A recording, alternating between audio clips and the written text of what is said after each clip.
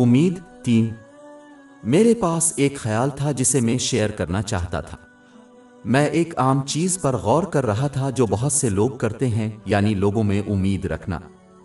اس رویے کے ساتھ مسئلہ یہ ہے کہ لوگ فرشتے نہیں ہونے کے ناطے غلطیاں کرنے کے پابند ہیں اور لوگوں کی امیدوں اور امیدوں پر پورا نہیں اترتے۔ اس کے علاوہ جیسے جیسے وقت بدلتا ہے اور ہر شخص اپنے اپنے راستے پر آگے بڑھتا ہے جو دوسروں کے راستے سے الگ ہوتا ہے، اس کی وجہ سے وہ اپنی اپنی چیزوں جیسے کہ اپنی ذمہ داریوں میں مشغول ہو جاتا ہے۔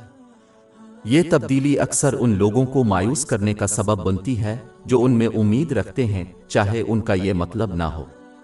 ایسے لوگوں میں امید رکھنا جو کامل نہیں ہیں عموماً مایوسی کا باعث بنتے ہیں۔ اس کی ایک عام مثال خاص طور پر ایشیائی کمیونٹی میں جب والدین اپنے بچوں میں امید رکھتے ہیں، وہ امید کرتے ہیں کہ ان کے بچے زندگی میں وہ راستہ منتخب کریں گے جس کا وہ انہیں مشورہ دیتے ہیں، اور امید کرتے ہیں کہ ان کے بچے اپنے والدین کی دیکھ بھال کو اپنی اولین ترجیح بنائیں گے۔ اگرچہ بچوں کو اپنے والدین کا خیال ضرور رکھنا چاہیے کیونکہ یہ ان کا فرض ہے، لیکن والدین کو ان سے امید نہیں رکھنی چاہیے کیونکہ یہ اکثر مایوسی کا باعث بن سکتا ہے۔ لوگوں کو چاہیے کہ وہ اللہ تعالیٰ اور لوگوں کے لیے اپنے فرائض کو پورا کریں جیسا کہ اللہ تعالیٰ نے حکم دیا ہے، اور پھر اللہ تعالیٰ پر امید رکھیں۔ ایک مسلمان کو کبھی نہیں بھولنا چاہیے کہ تمام مدد کا سرچشمہ اللہ تعالیٰ ہے اور مخلوق صرف ایک ذریعہ ہے۔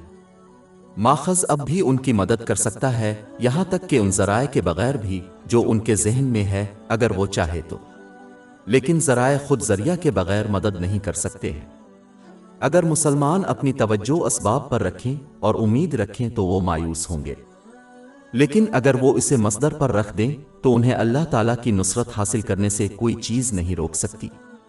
لہذا مسلمانوں کے لیے ضروری ہے کہ وہ اپنی امید کو صحیح جگہ پر رکھیں جس کی تائید اللہ تعالیٰ کی اطاعت سے ہونی چاہیے، جس میں اس کے احکام کی تعمیل، اس کی ممانعتوں سے اجتناب اور تقدیر کا صبر کے ساتھ سامنا کرنا شامل ہے، تب ہی وہ سکون حاصل کریں گے۔ دماغ اور اطمینان وہ دونوں جہانوں میں چاہتے ہیں۔ ہماری ویب سائٹ www.shekpod.com پر 400 سے زیادہ مفت e books, audio books, infographics, podcast اور بلاگ دستیاب ہے۔